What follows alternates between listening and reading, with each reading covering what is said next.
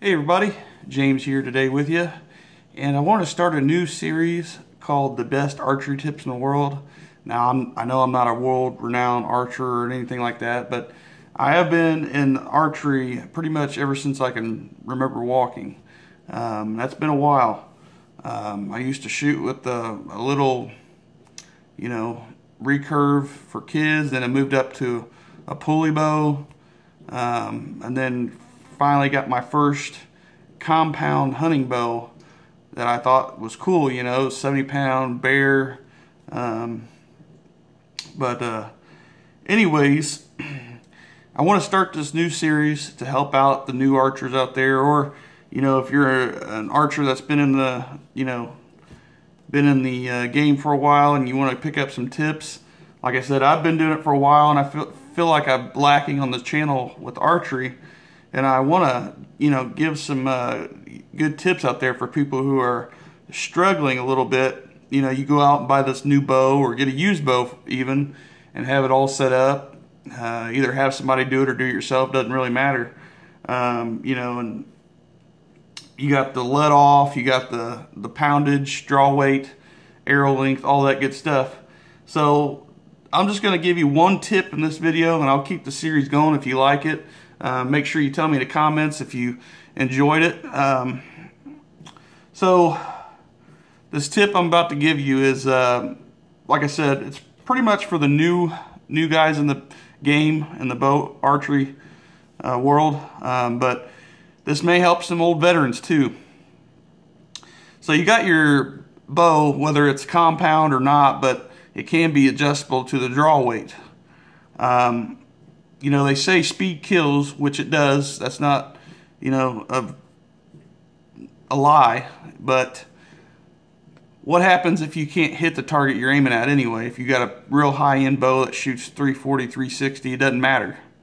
If you can't hit that target, it ain't going to matter how fast your bow shoots. You're still going to miss. So what my dad told me back in the day was, and, it's pretty much a basic tip, is if you have a bow with a limb that can be adjusted for the draw weight, what I would do is, if you're shooting your bow and you're still not getting the groups like you want, basically, you should be hitting arrow on arrow at pretty much every distance, out to maybe 50, 60 yards, depending on how good you really are. And that's my opinion. I think an average bow shooter, 20 yards, 30 yards, 40 yards, you should be getting arrows like that. Now, this tip right here probably will help you, but this tip's only going to be if you have your bow maxed out, okay, or pretty close to maxed out. So this bow right here that I have is my Bear Legion, all right, and it's I believe it's a 45 to 60 pound bow. And I had it maxed out when I bought it. I told the guy that set it up for me at Dick's Sporting Goods to go ahead and set it up for me, max it out. Well, 60 pounds you wouldn't think it'd be a lot, and it's not really compared to the other bows in the in the industry. And it's got 80% let off, so once you hit that draw point, it's pretty much, I think, whatever 1/5 of 80 pounds or 60 pounds is. So you're holding back 12 pounds. You might not think that's a lot, but the problem is, until you hit that breaking point, you're going to wear yourself out. And if you're not on target anyway to begin with, your arrows are going to be all over the place. So what you do is lower your draw weight. It's as simple as that. You take your bow, you could take it in the shop to get this done, or you can do it yourself if you feel like you're capable. But you see your limb pocket here with the Allen head. Most of them are Allen head these days. Get you an Allen wrench or a hex wrench, and I just do it one full turn, reverse, counterclockwise, one full turn. Make sure you hit the same stopping and starting point on each limb. That way they're not off. And I guarantee you'll be shooting, excuse me, excuse me. You'll be shooting a little bit better due to the fact that there's going to be less poundage on the bow. And like I said, 60 pounds is not a lot, but when you're doing it for 30 minutes straight, pulling this back, until you hit that breaking point in your cam, you're not going to be holding that 12 pounds back. And it's always going to be fighting you to hold it back once you get your arm tired. So this tip right here, like I said, is pretty basic and simple, but if you think about it, you lower your bow poundage before you even start shooting, you're going to be pulling your bow back and be more relaxed. You're not going to be fighting the string, trying to stay on target, looking through your peep and then looking at your sights. Because what happens is when you're looking through your peep sight and your sights and all that, you're basically, your pin, you know, is facing this way, and you're looking at it straight. Your pin sticks out the side.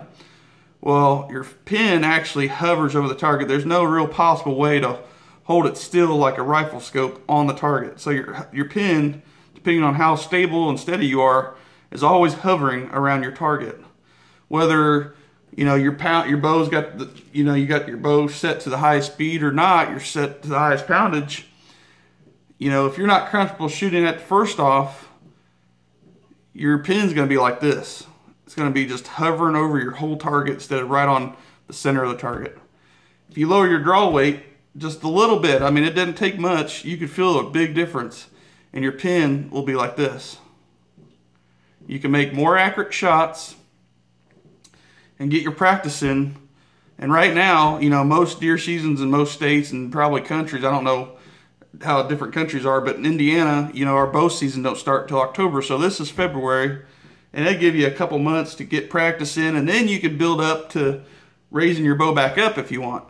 But if you're just so comfortable with shooting it, why not just leave it there? Because you get a deer in front of you, you draw your bow back, and if you set it, you know, got it perfect for you, you can just sit there with your bow drawn back for minutes, and that's how it should be. That way you can make that perfect shot. Because if you have your bow, you know, set, like I said, at the highest poundage it can go,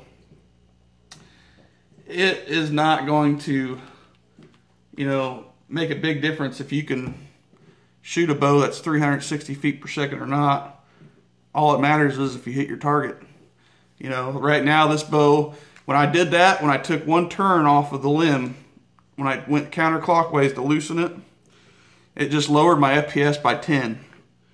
That is not a lot for a bow. 10 FPS.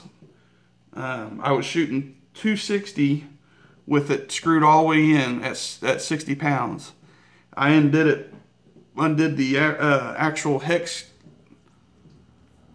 limb pocket screw here, one revolution, and it lowered it down to 250.